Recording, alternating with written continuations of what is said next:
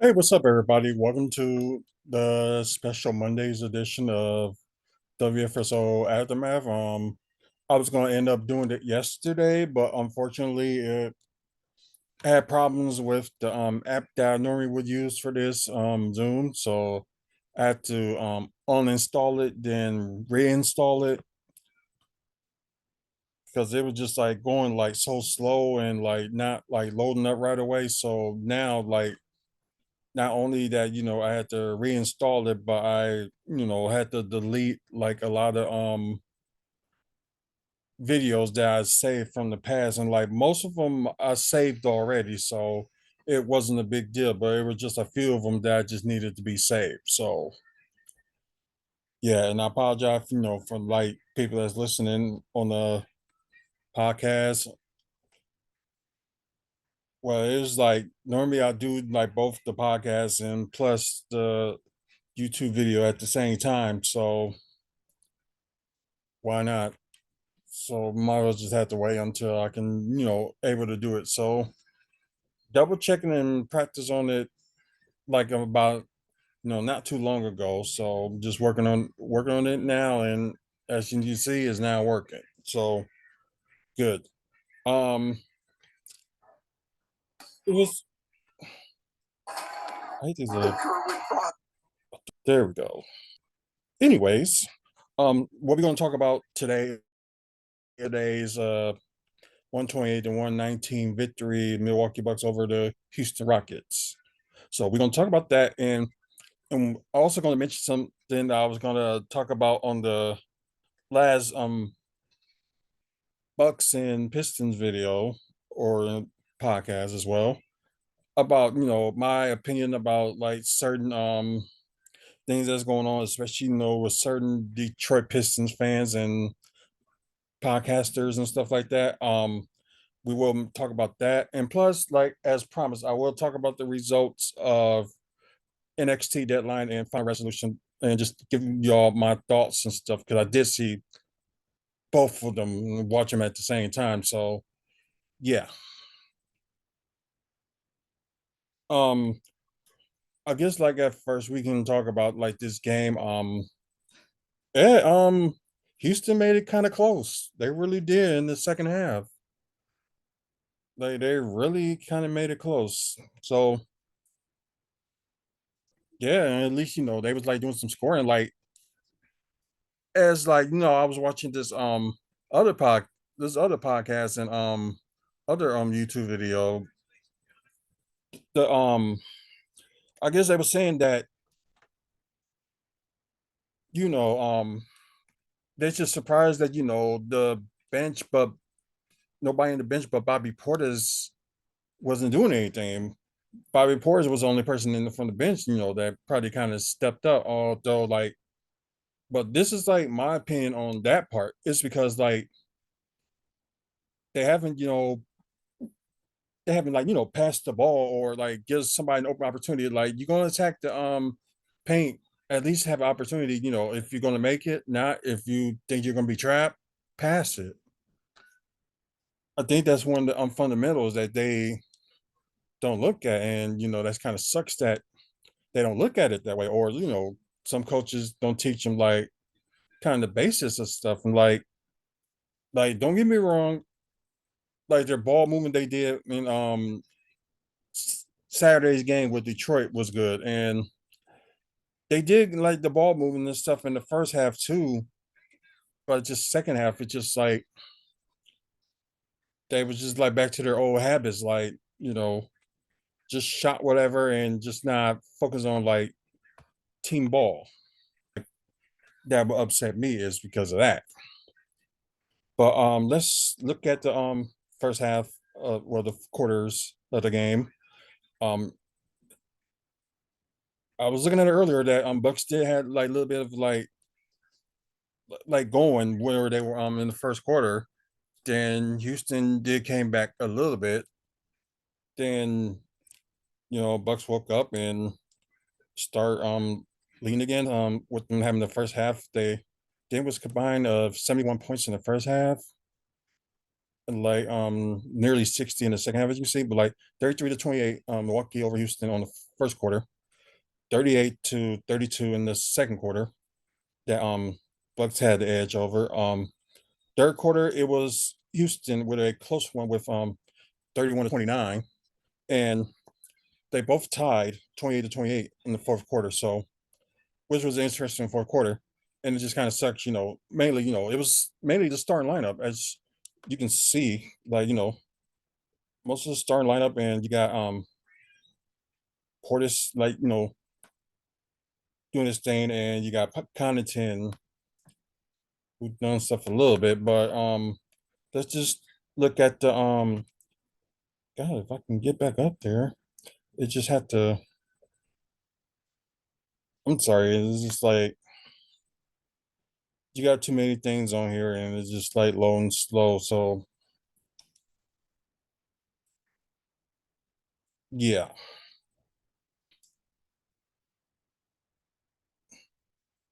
so I'm sorry, guys.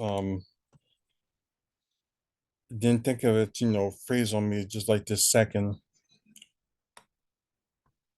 So I know the video is still going on, but it just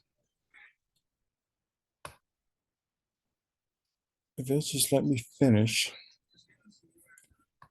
So I apologize, guys. I guess since we're right now we're on the pause of this, I can read like the Bucks status right now. They're oh, there we go. So hopefully that doesn't happen. But anyway, ooh, I guess we can talk about the Rockets like the team status. So let's talk about that. With Houston, you got 45 for 85 from the field, but 52.9% from the field, which is pretty good. Um, 3-point shooting, I'm kind of surprised because you thinking they probably would have, make a little bit more about the ones they attempt, like 11 to 27, with 40.7% from the 3-point line. They did pretty good with the free throw shooting, 18 of 21 with 85.7% free throw shooting. Six offensive rebounds with a total of 31, which is, kind of crazy because you're thinking they probably would have got like more rebounds, especially like type of players that a couple of them are. So yeah, just shock about that one. 26 assists, so good pass, decent passing team. Eight steals, and they got four blocks and nine turnovers. But for the Houston team, that is the second best in defense in the NBA. Which well, you can see why the game is is kind of close, and you see like the second half was kind of like a little bit fading, not into like Bucks standards, since Bucks are the third best offensive team in the NBA. So yeah, this is like status. Okay, you got field goals team like 45 or 90 with is not bad. Um 3-point shooting could have been a little bit better. They only are 13 to 36 for 36.1%, 78.1%. And that kind of sucks too. Just hoping, Giannis would be shooting a little bit better, but what more can you do? The biggest offensive rebounds that they had this year so far was 16. Like any other team would mostly be offensive rebounds over them. So this is like the first for them. Total 46 rebounds, 25 assists, not that much going on the steals, and got four. And Virgil Lopez with the only one block. So yeah, that's kind of sting. I think he was doing more, doing more blocks and stuff like that, but it seemed like that wasn't the case. So let's get with the player status for Houston. You got Jabari Smith, um 16 points, one block, two assists, five rebounds, 1 to 1 from the free throw, 1 to 4 from three, 7 to 13 from the field. Yeah, Dylan Brooks with 18 points, two steals, one assist, four rebounds with one offensive rebounds, 2 2 from the free throw, 2 of 4 from three, and 7 to 12 from the field. And I know y'all probably seen it yesterday, but I'm just gonna mention it anyway. That Dylan Brooks got ejected within like 28 seconds left in the game over a call that he didn't get.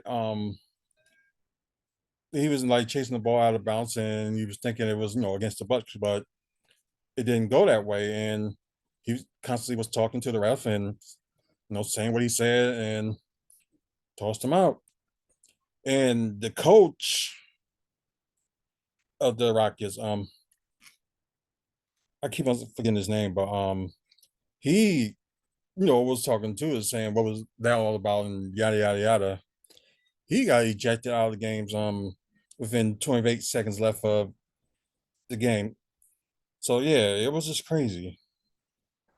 Um Shingun, sorry I can't pronounce his first name, but 20 points, one block, one steal, five assists, eight rebounds, so near double double for him with two offensive rebounds, 4 or 6 from the free throw line, 0 3 from three, and 8 of 15 from the field. Fred Van Vliet, think he would have been doing like a little bit more better since he was, yeah, he was in the lineup for the longest. Wow. Um, he had the team high of 22 points, two blocks, one steal, six assists, two rebounds with one offensive rebound, um, 2 from the free throw, 4 8 from the field, from 3 point line, I should say. Sorry, 8 of 16 from the field. And Jalen Green with 16 points, 7 assists, two two rebounds, 2 from the free throw line, 2 of 4 from three, 6 of 11 from the 3 point line. Then you got oh the other Green. I keep forgetting what his first name is. Is it not your Michael Green, but sorry, I'm always bad with names, so I'm sorry. He led the bench with 16 points, one assist, 7 to 8 from the free throw, 1 of 1 from three, and 4 or 5 from the field. Um, I think is Easton, but I don't know the first name. He had 11 points, two steals, one assist, six rebounds, 1 to 2 from three, and 5 or 8 from the field. And you see, they went with like a 9-man rotation.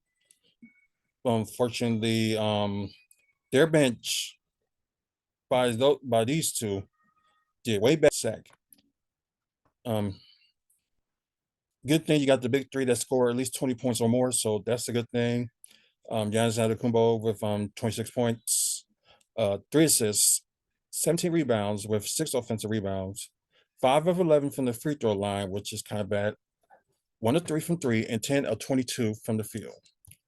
Chris Middleton, at least they only have him like 29 minutes this time, but at least he like they let him play like the fourth quarter, kind of like finished the game, so that's good.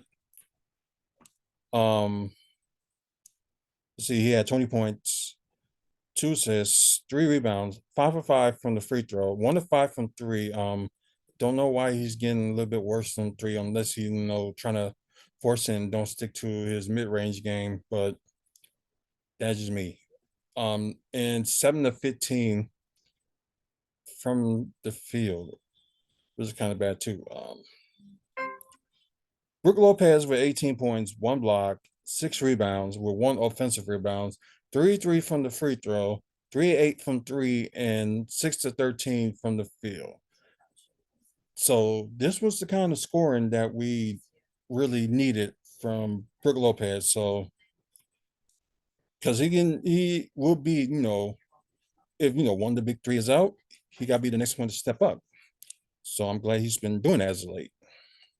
Damian Lillard had the game high, and I think this was his top for a season high because he scored 39 points in the first game of the season. So yeah, he got the game high of 39 points, uh, three steals, 11 assists. So he has a double double as well as Giannis.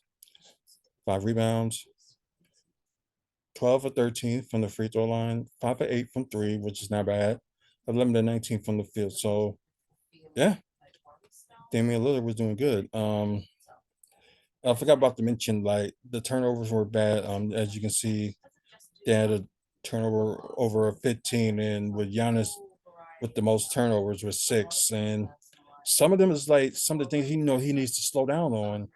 Like with, I know he's trying to like rush in and try to, you know, score and all that stuff, but I guess like the issue is like he needs to slow down and think about not just like, oh, what's his oh, I'm gonna score, but like his next move is like, you're gonna be double or triple team. You need to like pass the ball more. You really do. Like I know he does, but it seems like he needs to do it more, especially, they starting to, double triple team him and stuff, or they're trying to build that wall on him. He needs to start, passing the ball or like look for the pass. But that's just my opinion, but that's what I think. Andre Jackson Jr. uh with got the start because Malik Beasley was under weather. So that's why he didn't play. But Andre Jackson Jr. got starting this place 9 points, 4 assists, 6 rebounds with 4 offensive rebounds. So that's huge too. 1 to 3 from three and 4 of 6 from the field, which is pretty good for him. So, nothing to complain, but at least like although he had 9 points, but he had more of a showing with like his energy, passing, because he is a good passer, and I know he will get better in time. But his rebound, especially on the offensive end, which they kind of needed. So, and a lot of people are saying that Andre Jackson Jr. should stay in the lineup and have Malik Beasley off the bench, scoring. I don't have a problem with that, but it just all depends on the lineup and stuff and like who they dealing with. So I guess this all depends. But like I said, the bench wise, only person that was doing something was Bobby Portis. He had 11 points, 6 rebounds with 4 offensive rebounds, 1 to 2 from three, and 5 of 7 from the field. So didn't do that much scoring himself. But yeah, like what more can you do? But like I said, like Damian Lillard is getting a little bit better and better on defense. So hopefully, that would not worry some people about like his defense and be like, oh, he's not doing good. He's not doing good on defense, but he's trying. And at 3 steals, that was kind of a good night for him to have like in steals and stuff. So a good night for him overall. The final score once again, 128 to 119. Milwaukee Bucks over the Houston Rockets. The next time these two teams face each other will be the final time in the season. Will be less than 3 weeks. So yeah, that'll be interesting. So less than 3 weeks, they're gonna face each other again in Houston. The next game for Milwaukee will be tomorrow as they go against San Antonio Spurs. So that's going to be a hot ticket, especially see Victor Wembanyama, see how he goes against Giannis. So this will be interesting. And you got like Victor and Brooke both like top three in blocks per game. So yeah, this is gonna be a couple of 7 footers. This is gonna be interesting, and I can't wait to see that. So that was. Let's see if I can students here. So just give this a moment for it to load up and I can actually get out of this. uh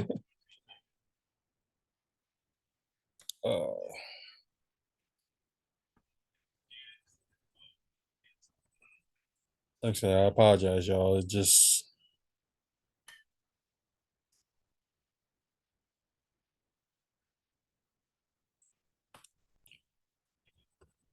yeah, there you go. Go back up there. About to say I was just sitting there for the longest time. So yeah, kind of shocking. But here we are.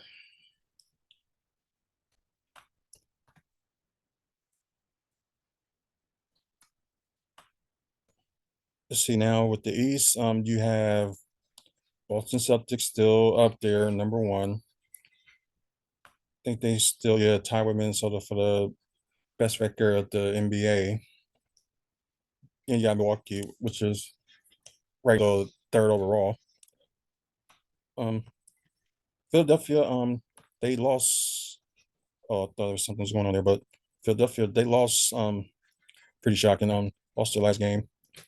You got Orlando, who lost their last two. See them dropping. New York, lost their last game, and Cleveland, they moved up and won their last two. You got Miami lost their last game, and you got Indiana in eighth, who lost their last four. Brooklyn lost their last three. Then you got Toronto, who won their last one. They're tied with Atlanta for the 10th seed, which Atlanta won their last game. Then you got Chicago, Charlotte, Washington, and Detroit with still the longest losing streak in the NBA with 24 this season so far. Let's go to the West. You got Minnesota won their last three. Oklahoma won their last two. Denver won their last game, and they moved up because they were like in I think they were the sixth, seventh seed at the moment. Last time we checked, but they moved up since their last win. I can't even remember who was against the Kings winning their last two. Then you got Dallas who lost their last game. They're tied with the Clippers, which Clippers won their last eight. So they finally, getting the ball rolling. So this will be interesting. Pelicans won their last four. Lakers lost their last one. They're in eighth. Then you got, Houston that kind of dropped because they was up there, and of course they dropped because of the loss with the Bucks in the last game that they lost before that. So you got Houston and you got Phoenix who won their last game. Then after that, you got Golden State, Utah. Then you got a couple teams that's still in the single digits or wins. You got Memphis, Portland, who got the biggest losing streak in the West with seven. And the Clippers, yeah, they got the longest winning streak in the NBA so far this season. So good to them. Um, okay, I can get that out now. But before we talk about results of NXT deadline, this is the thing I want to mention to, for the fans of Detroit. Especially that some people were they on hard times. They got a couple of top three picks in the last couple of years, and especially with if they go this rate, they might be on the verge to get the number one pick for the 2024 draft. So yeah, that is possible. But my thing is for some of them fans is like, you guys are the three-time NBA champions. With the last time y'all won was in '04, which nothing wrong with that and nothing to be ashamed of. Three times. And us and the Bucks, it took us like over 50 years just to like about 50 years just to win our second one. So for y'all gotta understand that dark days of any team,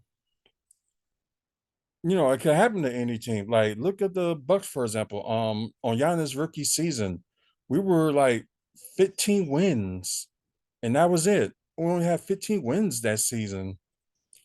And although, Giannis was showing some promising moments and stuff that he's gonna be like this great player, which he is now. But that was our dark day, especially at that time. That, last in the NBA, but we're projected to get the first pick, but we end up getting the second pick and it ended up being Jabari Parker. I guess you know how that went, but like I said, I'm still like a little bit, upset, but I get it. And although it worked out for the Bucks to let him go, and plus the stuff that he was saying in the past, like don't get paid to play defense and stuff like that. And now he's out of the NBA and kind of shows that, yeah, it do pays to play defense and offense. So yeah. So he was going to be in, in the summer league this year, but unfortunately with like I guess conflict family matters, he couldn't do it. So maybe there'll be opportunity for him to do it next season and see if, like where he's at, and maybe they can maybe bring him back in and see what he does. But anyways, like back to Detroit fans. So I understand y'all upset, hurt, and all that stuff, and y'all complaining, especially a few of y'all, especially some of y'all on YouTube, were very, down y'all feelings that, you got beat by the you got blow out by the Bucks. What's the thing, all teams gonna have their dark days. So, and for you guys in Detroit, this was one of them. But y'all will be all right, especially with the team y'all got so far. And now I know there's gonna be opportunity for them to grow, but we're having Bojan Bogdanovic, signing him for like a term deal. He probably just went there for like the money and stuff like that. But I think he kind of figured that he probably wasn't gonna win, but maybe he can, change that, which doesn't look that way. And what more can you do? But the point is, for the Detroit fans, relax. Like I like Detroit too, but y'all just in the middle of your dark days, and y'all gonna be on the verge of maybe getting maybe in the top three draft picks again. If their losing streak still keeps going. So I don't know if their losing streak right now is an NBA record right now, but only time will tell if they, constantly keep losing and don't win. So, like beginning of the season, the first three games they were 2-1. Then since before Halloween, they was on this big, big losing streak, which is I'm not saying like it's a shock, but like I said, look what the Bucks were doing in 2013, 2014. Only won 15 games. So I don't know, maybe y'all probably will surpass us, or y'all probably will end up losing in that or just keep on losing and stuff like that. So one more, just one thing I can say is relax. Like y'all days is coming, and look at Sacramento. Like ever since I think it was like 2004, they made it to the playoffs until last year. Well, this past playoffs, they finally made it for the first time in a while since 2004 that they were in the playoffs. And right now they're looking good. They're like, as I mentioned, the fourth seed. So my thing for you, Detroit fans, is just relax. Everybody's gonna come out of the dark days. So y'all gonna be coming out there too. And I don't know how good this draft class that's coming up on the 2024 draft NBA draft. So I don't know how good they this draft class is, but maybe they get some people that will surprise us, or they'll probably get somebody like in overseas. You never know. You might end up getting that diamond in the rough with y'all picks. So you never know. It's like the same thing with us. Like when we got Giannis, like we didn't know he was going to be this good, but he's this good. It's like a once in a lifetime generational talent, and you're gonna have you might end up with a player that probably gonna be a once in a generational talent. And also don't forget New Orleans Pelicans, when they got Zion Williamson, although he's been hurt like most of the season, but right now, so far he's, well, I wouldn't say he's totally healthy, but at least he's not like injured or anything like that. Just so I know it's still early in the season, but we'll see. So just relax. That's all I'm gonna say. Now, let's talk about the results of NXT Deadline, which they kicked off the pre-show. They had Zamian, he defeated Nathan Frazier, which was a good match. I did tune in the last second to watch that match when it started, so pretty good. And I'm glad that Aximo Axma finally got a win because he's been like losing in his matches too. It's like when they actually going to give him like an opportunity to win. So I'm glad he did. Um, Okay, the opening contest, you got Dragon Lee that defeated Dirty Dominic Mysterio, and he won the North American Championship. I was wrong about this match. I thought Dominic was going to retain. I thought he was going to have like Rhea Ripley out there, but she wasn't there, and he went all by himself, and he lost. So Dragon Lee defeated him, and now the new North American champion. Which now you got Dragon Lee is doing both duties, being on NXT and on SmackDown. But something I'm going to mention that y'all probably already saw on the video that I did earlier today that Dominic Mysterio signed like a 5-year contract with WWE. So it's kind of like an extension. So they like what he's doing, and like he's 26 and still got a lot ahead of him. So yeah, we'll see. Blair Davenport won the Women's Iron Survivor Challenge. I was wrong about this. I thought it was going to be Last Legend because she really did had a good showing in this match. And nothing against like the ladies that were wrestling, they all did good too. But Last Legend like impressed me the most, and I thought she was going to win it, but she didn't. So Blair Davenport will have the number one contender shot for the women's title, which will happen on New Year's Evil, and yeah, 2 weeks from tomorrow.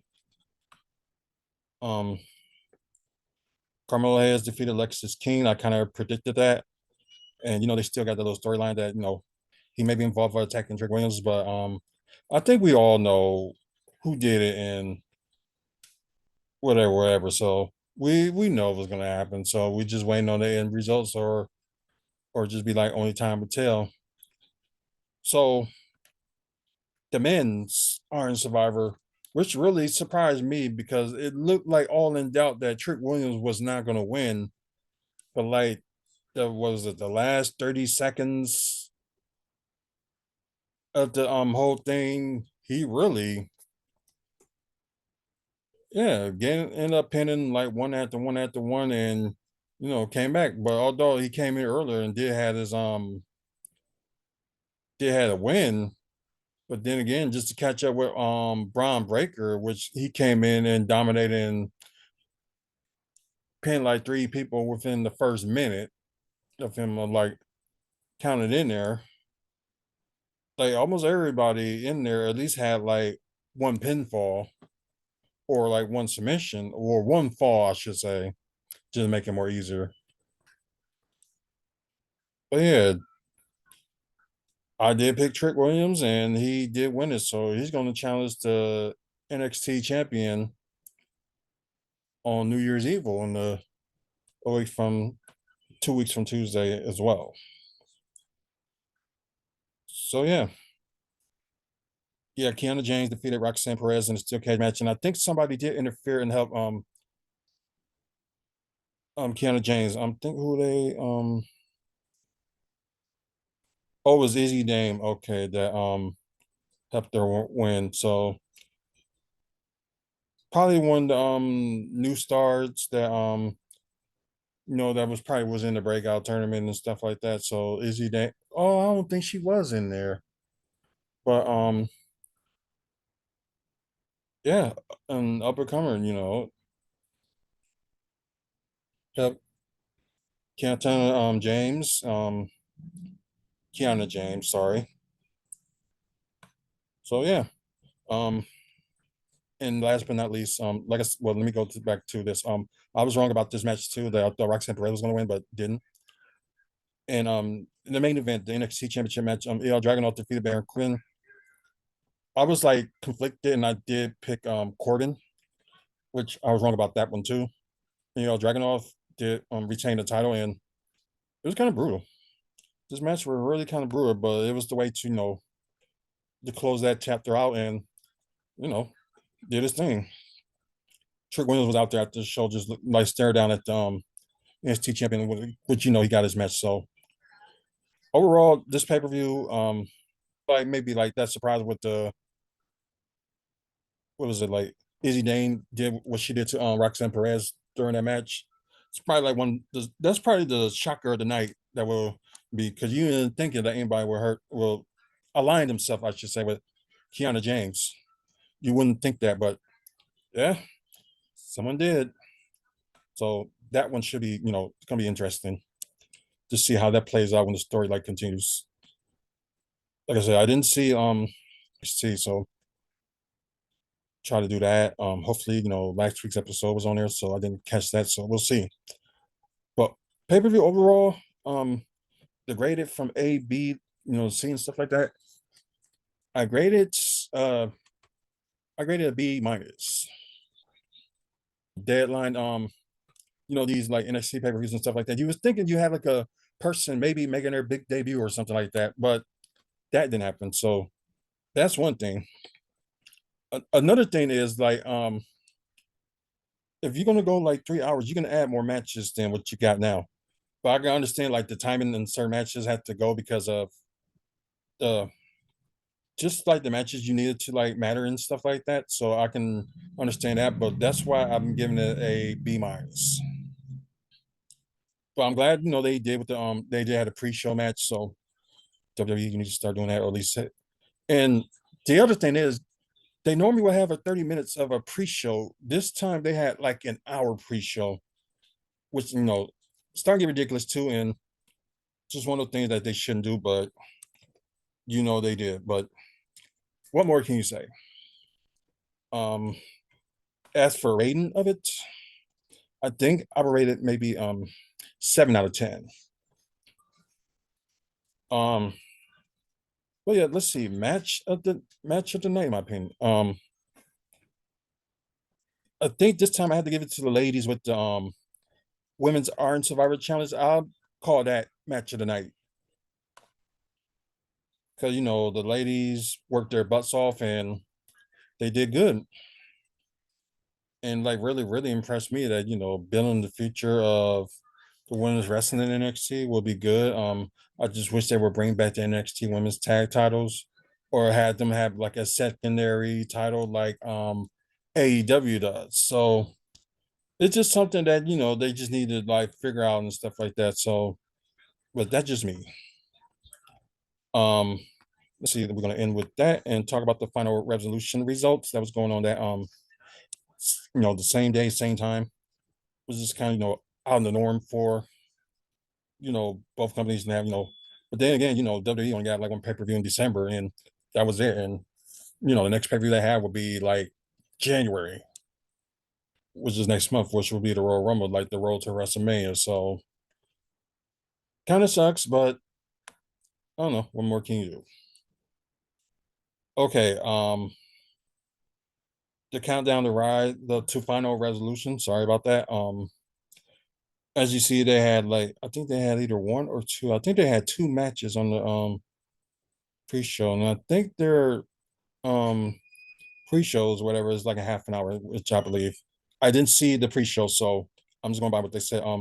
PCO versus Jesse B. Haven't heard this guy, so PCO did win. Um, let's go to next thing. Oh, now it wants to load up. That's crazy. Jack Price versus Aiden Prince. Don't know who they are, and Jack Price did win, so okay, good for that. Another match they had countdown to final resolution was Sheldon Jean versus Frankie Kazarian, and Frankie Kazarian did beat Sheldon Jean. And don't know what happened to Kenny King because I thought he would be like interfering in the match, but didn't. So kind of shocking. I did miss this match too. So the Impact World Tag Team Championships, ABC versus Brian Myers and Eddie Edwards with Alyssa Edwards on there. Um, I didn't see this match, but I did thought ABC is going to retain, and they did. Okay, so get this right.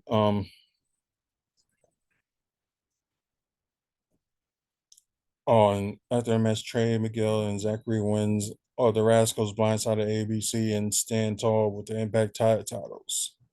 Okay, because you know that feud ain't gonna be over. But come on, next match, next match.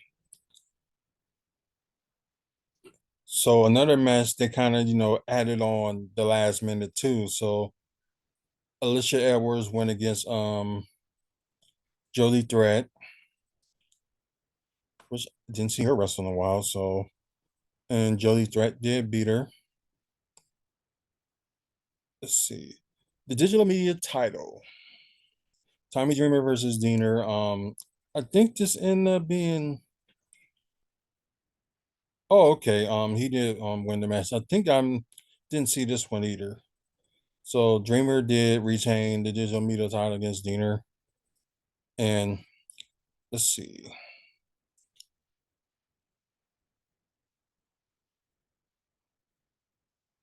Oh yeah, and Trey Miguel did had a singles match and was going against Mike Bailey, but they changed it to a tag match, and this was a good thing. They had a surprise person for being Mike Bailey's partner, which is none other than Seven, sorry, one half of the Mustache Mountain. Because you now know, like he's the other one. Tyler Bate is now knows with WWE in NXT. So hopefully he get called up soon. So now it's the Rascals versus Mike Bailey and Trent Seven, and I did see this match, and Mike Bailey and Trent Seven did beat him, which I thought was going to be the other way around. That was going to win, but I was wrong about that. ABC kind of distracted him, and Trent Seven did. I think he did a finisher move. I think. Then Bailey did his and pinned him 1, 2, 3.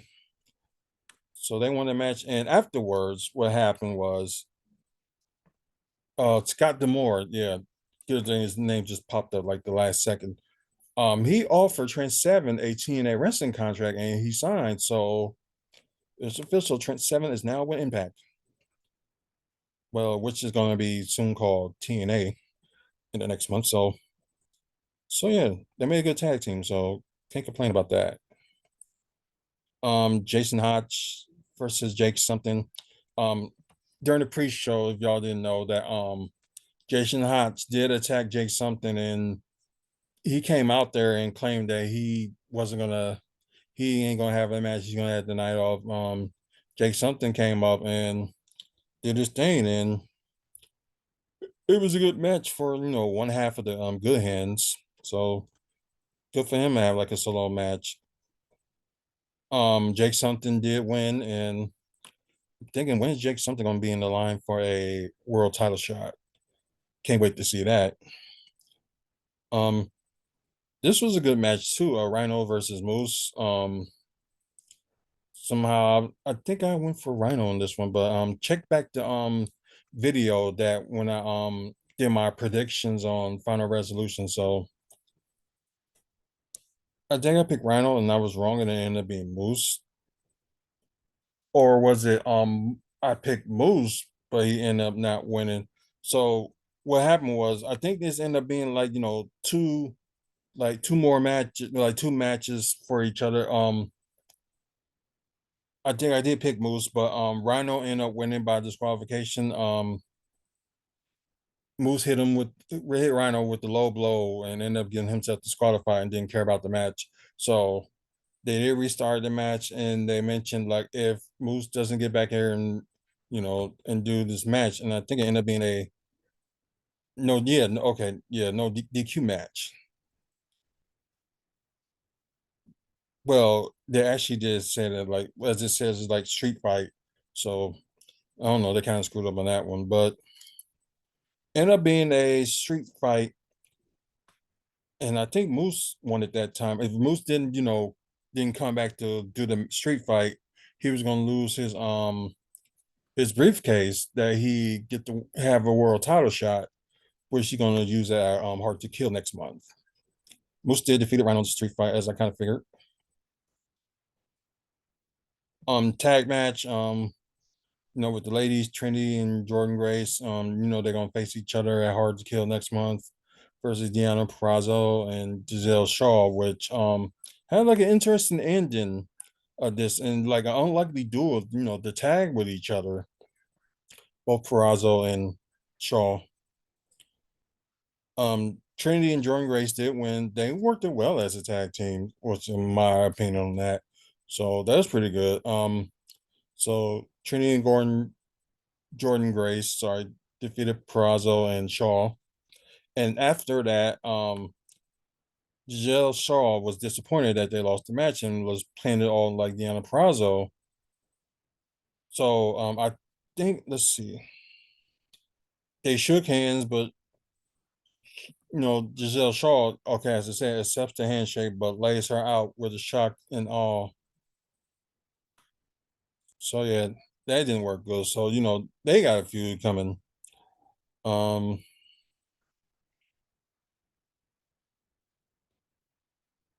let's see. They mentioned Kazuchika Okada is returning on the time after Hard to Kill, probably one of their TNA shows and stuff like that. And they mentioned for like the match that's gonna be on one of their shows that they're gonna have Alex Shelley and that joining Okada and Chris Sabin go against Edwards, Moose, and Brian Myers. So this should be interesting. And I think we're on to the main event. Motor City Machine Gun versus Jock Alexander and Zack Sabre Jr., which was interesting. I did pick the Machine Guns to win, but we'll get to the results in a minute. But yeah, Josh Alexander needed to make a statement on this, so he really needed to really win this match. And yes, they did. Jack Alexander and Zack Sabre Jr. did defeat the Machine Guns, which yeah, I did predict it because I was saying that I don't think they'll let somebody that making their debut with Zack Sabre Jr. to lose. So it just wouldn't make any sense. So yeah, Jackson Zach they did win the match. So in another Jack Alexander versus Royal Spray part two will take place on the Teenage Snake Guys show that they're gonna have on January 14th, which will probably would be one of their televised shows. Um I would actually would give this pay-per-view A minus. It was just one thing that was missing. I don't know what it was, but it seems like something was missing. But it had like the shock value and the turn of events and stuff like that. So I think it was just like a few more people was missing on this pay-per-view. So that's probably why I ended up giving it an A minus. And the graded overall, I give it I like the rating overall 9 out of 10. So it was a good pay-per-view and good overall. So we'll see what happens at Hard to Kill on Saturday the 13th, which I think is the first very pay-per-view of the year for overall for wrestling. Um, okay, I'm gonna end this here. Thank you guys for watching and thank you guys on listening to the podcast. So look for Wrestling Fans Speak Out on Spotify or whatever you get your podcast from. Um, thank our you guys on YouTube. Comment below what you think about these two pay-per-views and tell me what you want to know, what you think about the Bucks game. Just comment below. Like this video, give it a like. Subscribe to the channel.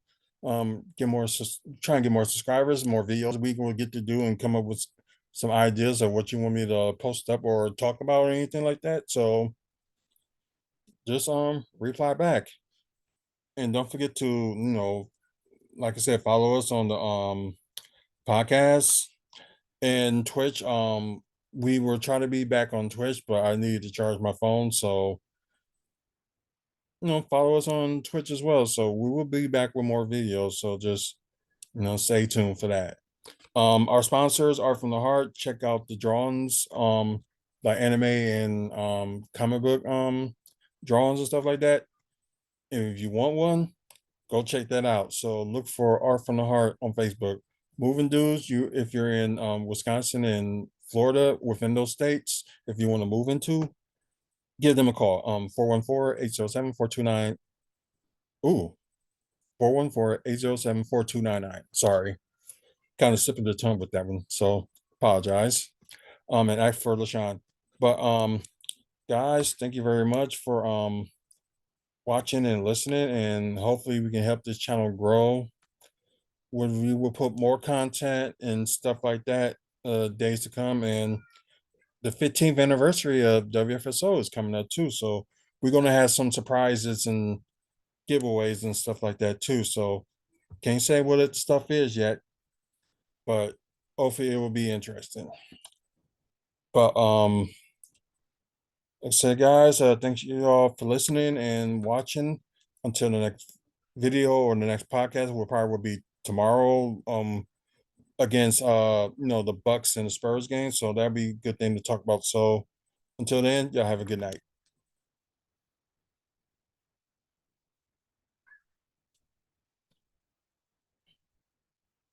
But yeah, like I know we still got another pay-per-view left that would be AEW. So we will talk about that too.